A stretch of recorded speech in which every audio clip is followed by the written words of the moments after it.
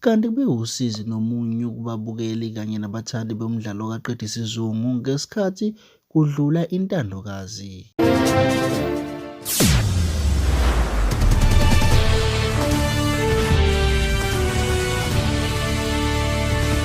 Umbukeli silethe kuhle TV sakubingelela kanti siphathele zona zithi kube usizi nomunyu kubabukeli nakubathandi bomdlalo weDeipcity ngesikhathi kudlula intandokazi yawo ebidlala indawo kaKhelina kwiDeipcity kanti kushaqa abaningi ukwedlula emhlabeni kukaLebohang Mpyana.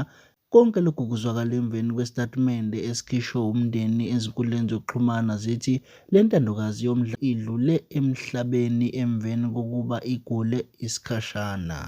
Sisilethe kuhle TV sidlulisa amazwi enduduzo emndenini nakubona bonke abathandi bale ntandokazi eyaziwa ngokuba umlingisi iphinde ibe ngusomahlaya.